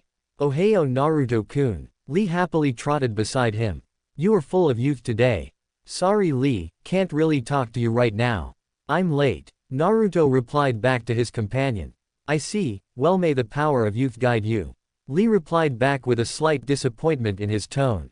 He was looking forward to some training and Naruto was always a great person to train with. See you later man. Naruto replied back as he left Lee. It took Lee a few more seconds to realize that his friend was running at full speed while carrying a handful of flowers. Lee's eyes glazed over as he held a fist before his face. Naruto-kun is expressing his youthful love. The springtime love has definitely touched his friend. Good luck Naruto-kun, he yelled after him. Finally, after what seemed like hours of running around aimlessly, Naruto finally managed to reach the Imperial Leaf Hotel. It was already a couple of minutes after 2 o'clock in the afternoon, but he hoped that the flowers he bought would soothe both princesses. He walked towards the concierge desk and asked if he could inform both Yuki and Haruna that he was in the hotel lobby waiting for them. The concierge merely lifted one snobbish eyebrow and looked at him from head to toe, as if he didn't deserve to set foot on their prestigious hotel but did as he was told. After all, both princesses has been ringing him up every 10 minutes to see if he was there. The moment the concierge informed both princesses, the hotel shook mildly as though there was a stampede taking place. Not even 2 minutes to spare, both princesses, Haruna and Yuki, appeared before him, followed closely by Yuki's 2 out-of-breath personal bodyguards and Yorinojo. Naruto. Both princesses cried out in unison, surprising everyone in the lobby. Naruto merely sweat dropped as he gave the 2 dignitaries his best foxy grin, scratching the back of his head sheepishly. I'm sorry I'm late, he apologized. He then remembered his consolatory offerings and presented them to the 2 princesses. Haruna, Yuki and everyone who was in the immediate area who could see them stared dumbstruck at the beautifully wrapped stems in Naruto's hands. Damn it, Naruto swore. All the running around he did, wilted the flowers' petals, leaving their stems, a few petals and leaves in the supposed to be bouquet. Quote, question mark, quote. Yorinojo wanted nothing more but to laugh out loud at Naruto's poor attempt, but was amazed when his young charge accepted his poor offering. They're lovely, Naruto, Haruna said as she accepted the bouquet, prompting Yuki to accept hers as well. It's a very thoughtful offer. Yuki agreed and handed the bouquet to one of her bodyguards. The immediate males in the vicinity didn't know how the blonde could pull off such a response from the 2 princesses. They were sure that the princesses would be offended at such poor quality gifts. Shall we go, Naruto? I'm interested in touring the sites Konohagakure has to offer. Prompted Haruna as she tugged at Naruto's arm, attaching herself against him. Me too. Yuki chimed in as she grabbed hold of his other arm. Both princesses then began to exchange evil glares as they half-dragged Naruto out of the hotel and into the street. This is going to be a long day. Yorinojo sighed in defeat as he followed his charge along with Yuki's personal bodyguards. Sasama of the Fuma clan walked aimlessly around the street of Konoha. She had reached the village the day before and was curious as to what had happened to the blondes since they have last seen each other. Sasama couldn't help but blush remembering her first encounter with one Uzumaki Naruto. Sure, it could have been under better circumstances, but their meeting was one of the most memorable memories of her life. He was also the first guy to ever openly grope her. Sure, he didn't know she was a female at the time, but having his arms around her protectively made her shiver in response. The memory still gives her shivers of delight until now. She was walking around Konoha not only to get to know her environment but to also leave herself in an open chance to maybe bump into the blonde once again. She was sure she had made an impression on the blonde by the way he looked at her during that time to rescue her cousin Arashi. Speaking of the blonde, she couldn't help but overhear a very enthusiastic and overly confident voice from nearby. She was amused by the masculine's voice and couldn't help but mutter, "Tourists," from under her breath, until she realized the significance of the conversation. And that's the Hokage Mountain, where Konohagakure's previous Hokage's faces are engraved to remind the citizens of Konoha of their greatness. The masculine voice lectured as it continued in the most enthusiastic introduction. One day my face will be carved in that mountain. If not sooner. You got to believe it. That last statement got Sasama's attention. She whirled around eager to find the speaker's voice. Her eyes grew in recognition as she saw spiky, unruly and wild blonde hair. At first, she was unsure who the speaker was since his back was facing her. Add another fact that the speaker wasn't wearing any noticeable color like orange. But her curiosity coupled by her rapidly beating heart couldn't resist but to approach the blonde male's back and try and gain his attention. She only wanted to confirm her suspicion and was unprepared for being right. Naruto turned around when he felt someone tap his shoulder. He was slightly annoyed, since the person has interrupted his tour for the princesses and his speech. He suddenly realized that the person may have overheard his announcement and he would now be arguing with the person about the ridiculousness of his speech and how a demon like him would never amount to anything. So he prepared himself for the oncoming berating he sure would follow and was surprised to be greeted by a familiar-looking person and a female no less. Naruto's eyes grew wide when he saw a cute orange-haired female greeted him and was left speechless. She looked shocked as well by the way she looked at him. Naruto. Uzumaki Naruto. He could hear the disbelief in her voice, as though she couldn't believe it was him standing before her. He gave her one of his foxy grins as he scratched the back of his head that caused many females to become endeared to him. Yeah, that's me. The two princesses narrowed their eyes against the newcomer who dared to interrupt their quality time with Naruto. Yuki had managed to talk to her bodyguards to return to the Imperial Leaf Hotel, assuring them that they can have a day off as she was with Naruto, a notable shinobi of Konoha, and no harm will befall on her as long as she was in his company. Haruna on the other hand only needed to exchange a few words with Yorinojo to leave her alone so that she can spend some time alone with Naruto, which Yorinojo obliged. Since their keepers have left them alone, it was just a matter of who gets most of the blonde's attention. They had not let go of the Naruto's arms until he passionately began to introduce the Hokage Mountain. They should have known that the moment they let go of him, some trollop would try and gain their Naruto's attention, and they were right. The orange-haired female gave Naruto a bright and brilliant smile and looked like she would have glomped him if they weren't out in public. That is until Naruto opened his mouth once again. "I'm sorry, but do I know you?" Naruto asked in puzzlement. Sasama's spirits seemed to have decreased as she heard him ask the question.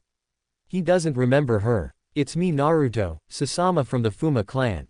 She answered, slightly bittered that he could forget someone like her when he had remained in her thoughts for a long time since their encounter.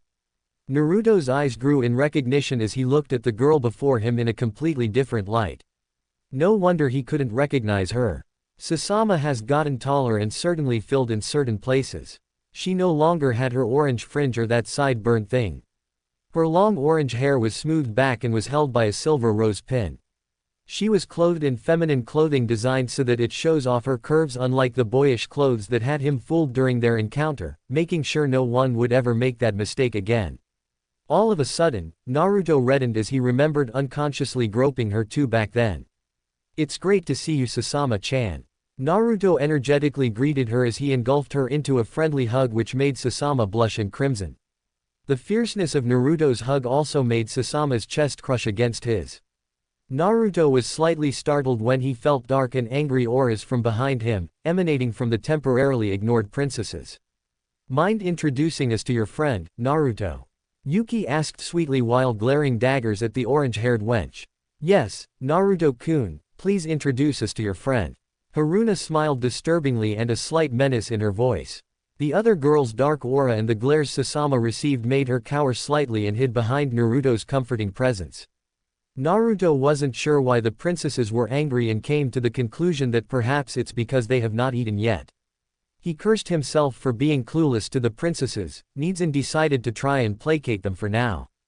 "Haruna Haim, Yuki Haim, I'd like you to meet a friend of mine." He smiled at them disarmingly as he stepped aside so they can better see the other girl.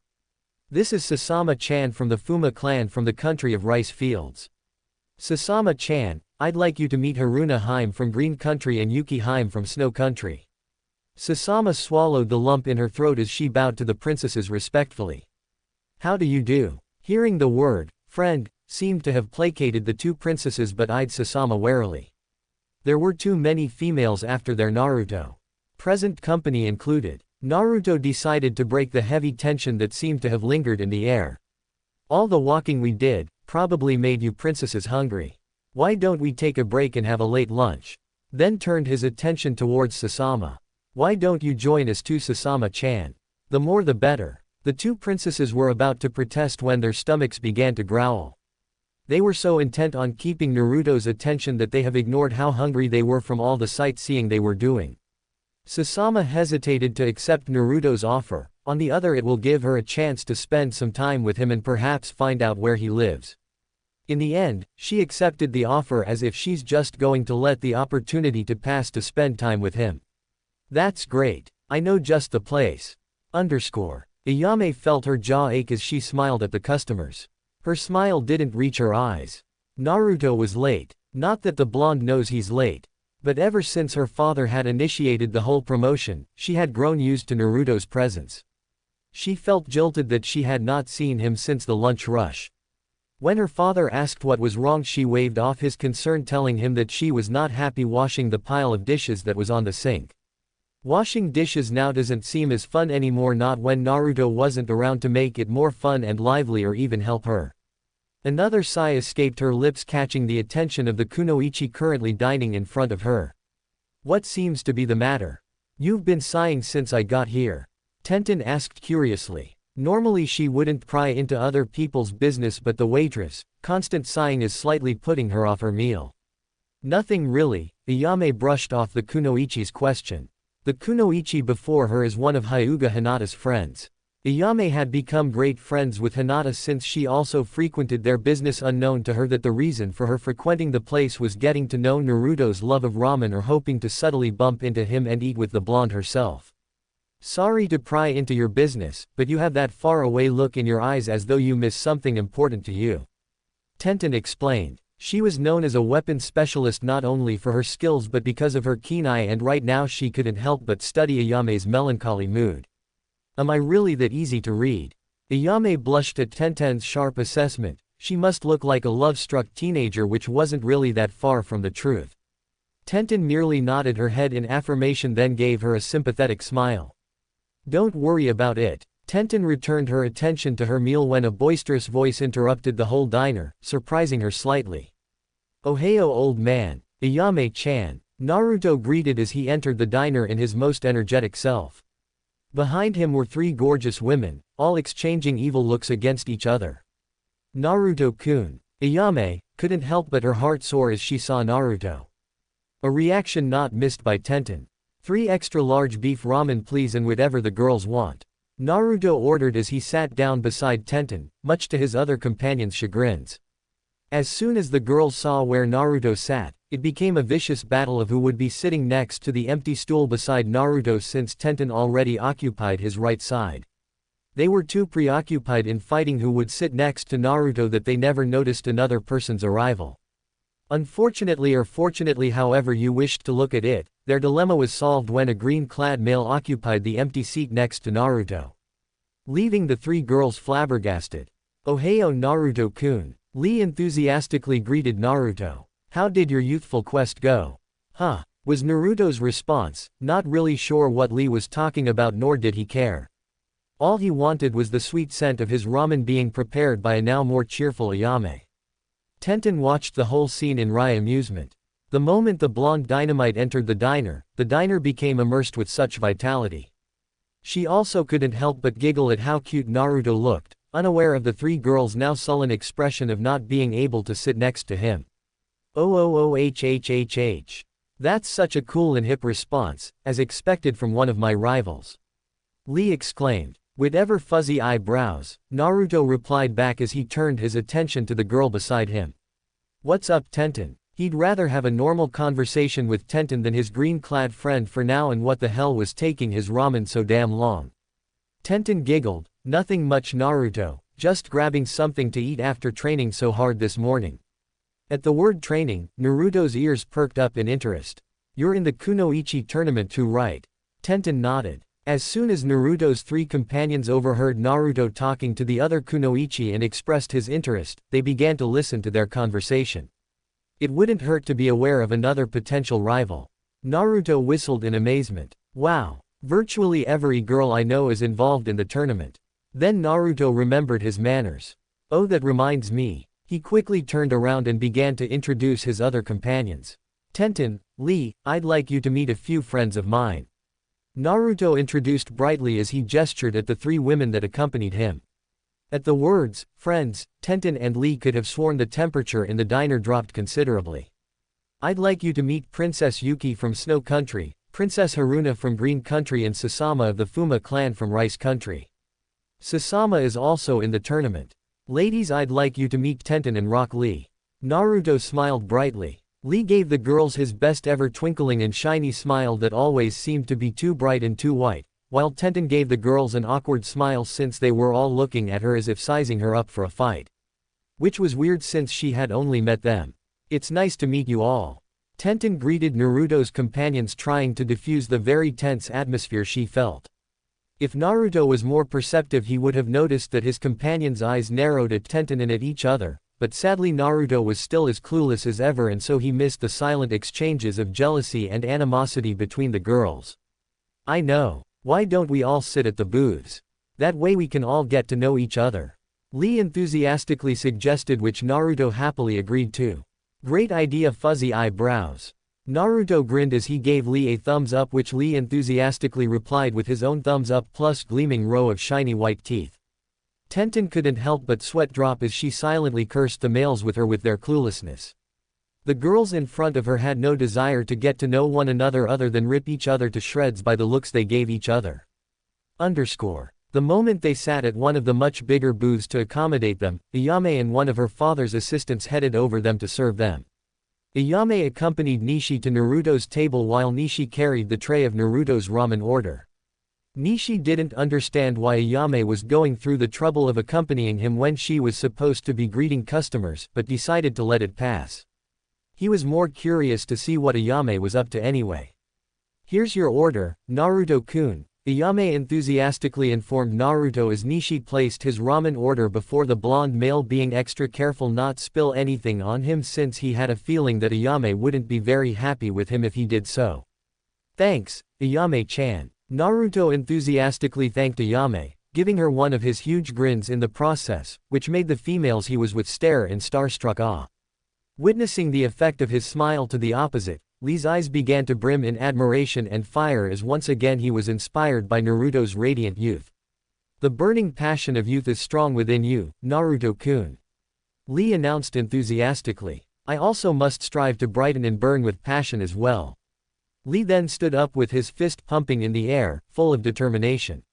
"What that?" Naruto asked in between mouthfuls of ramen.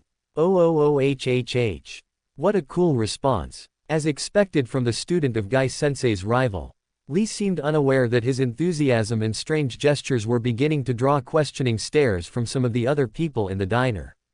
I will strive to be on the same level as you, Naruto-kun. And with that last parting speech, Lee ran out of the diner, determined to train and beat Naruto's power of youth. Naruto, though, was too engrossed in his food to pay much attention to the green-clad shinobi and merely gave a thumbs up as a response to his rants. With the exception of Tenten, already immune to Lee's and Guy's outbursts, and Naruto, who really paid more attention to his food above all else, everyone watched the departing green-clad shinobi with questioning stares. "So, Naruto, how is your ramen?"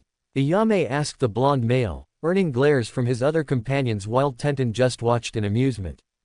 "It's great as always, Ayame-chan." Naruto smiled brightly at the young woman. "Hey, why don't you have a seat and hang out with us for a while?" Naruto said invitingly, oblivious to his other companion's sudden shift in mood. Tenten, however, wasn't as lucky. She could feel her skin begin to prickle as the room temperature began to drop due to the frigid auras the girls across from her were exuding. Ayame, whose whole attention was solely on Naruto, was just as oblivious to her surroundings as the object of her affections and sat on Naruto's right side in the spot Lee previously occupied, making it so Naruto was sitting in between her and Tenten. "Don't mind if I do, Naruto-kun." Ayame gladly replied back. "Excuse us, but aren't you supposed to be working?" Haruna questioned, trying to keep the annoyance from her voice.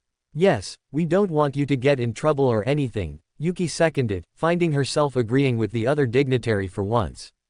Nishi, who was still standing by and waiting for the rest of the table's orders, decided to answer for his employer. "There's nothing to worry about. Ayame-san is the co-owner of this stand and daughter of Ichiraku Tyuki. She can't get in trouble. Besides, she deserves a break from greeting the customers for a while." This response earned Nishi a beaming smile from Ayame and cold angry glares from the other three females, namely Haruna, Yuki and Sasama. Nishi tried to suppress the shiver running down his spine and silently retreated from the table, making an excuse of coming back when they were ready to order. Tenten, who was by now getting really uncomfortable with the whole situation, decided that maybe starting a conversation could lighten up the mood. Too bad that the other girls at the table seemed to be more interested in either ogling the male seated near her or glaring at each other to make any decent conversation. Tenten sighed in dismay, catching Naruto's attention. "What's wrong, Ten-chan? Are you feeling sick or something?" Naruto asked in a concerned tone. Then without warning he placed his hand upon Tenten's forehead to check her temperature. Tenten could feel her cheeks begin to flush at Naruto's sudden gesture. I'm fine, Naruto." Tenten replied back in a slightly husky voice, probably due to Naruto's proximity. Tenten wasn't really used to such intimate contact since her teammates were not very touchy-feely people. Sure, Neji would ask about her health and so would Lee, but they would never actually have the guts to check her temperature in such a way. To have someone to show their concern for her as boldly like this wasn't something Tenten was used to, but she was touched by it nonetheless. She was so surprised that she completely overlooked the women around them, all of whom had cheeks flushed with jealously wishing that Naruto would also dote them with the same kind of concern. Naruto's simple gesture caused her to see him in a new light. For someone so brash and outspoken, he could really be so sweet and endearing. Now she understood why almost all the girls she knew fell for him. "Ten-chan, you're burning up. Do you want me to walk you to Ba-chan or look for Shizune-chan to check up on you?" Naruto asked concernedly. "We can even try and look for Sakura-chan. I'm sure she'll know what's wrong." "No, really, Naruto, I'm fine." Tenten continued to proclaim as she struggled to suppress the raging blush on her face, which she knew was only making things worse. However, every time she tried she could feel herself being hypnotized by his blue eyes and his handsome features, which was way too close. Close enough that she could feel the warmth of his breath as it tickled her skin, making her temperature rise up even more. She tried to distract herself from the sensations she felt and tried to focus on his eyes instead, but every time she gazed into those cerulean depths she felt like the whole world zoned out, leaving the two of them alone in a motionless world. Ahem. The other four girls at the table, namely Yuki, Haruna, Sasama and Ayame, coughed all at once, trying to get Naruto's attention away from the dark-haired kunoichi. "Are you all sick too?" Naruto asked in wonderment as he turned his attention to the rest of the girls who were all currently flustered with jealousy. They all sweat dropped. He briefly wondered if there was a virus going around. Then after much thought, he came to the conclusion that perhaps all of them just needed the goodness of ramen in their system. In as boisterous a voice as he could muster, he called Nishi over and declared a round of chicken ramen for the whole table. If he was right, which he knew he was, chicken ramen was always good for anything that ails the body. Beef too actually, and seafood ramen, and as a later alternative, vegetable ramen. As soon as the food orders arrived, everyone immediately began to eat in silence. There was no reason for conversation, since everyone was more interested in the blonde than each other, so Naruto found himself the main speaker for the table. Naruto was in a state of bliss and was completely oblivious to the envious stares he was getting from both male and female diners at the restaurant. Outside Ichiraku Ramen Bar, a dark-haired female walking by noticed the blonde's spiky hair as well as the company of women he was surrounded with, since they were seated near the window of the diner. She had to do a double take to make sure it was the blonde object of her affections. She felt uneasy as she saw each girl was beautiful as the other and they certainly had the blonde's attention.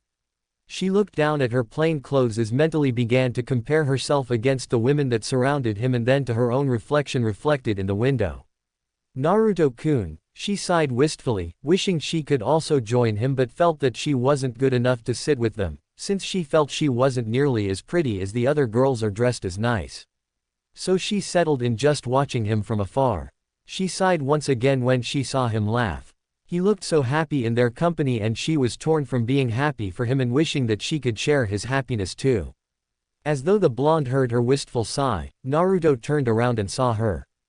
His eyes widened in surprise as a massive smile graced his handsome features. She wanted to run away but for some reason, seeing him catch her off guard made her paralyzed. She was rooted on the spot. She saw him get up from his seat and excuse himself from the company of those gorgeous girls, and watched as he approached her. Oh no, she gasped. She didn't know what to do or what to say. She turned around and was ready to run away from him but hearing her name stopped her from her tracks. Isaribi-chan. Naruto called out. Isaribi slowly turned around, her heart racing wildly. Naruto-kun.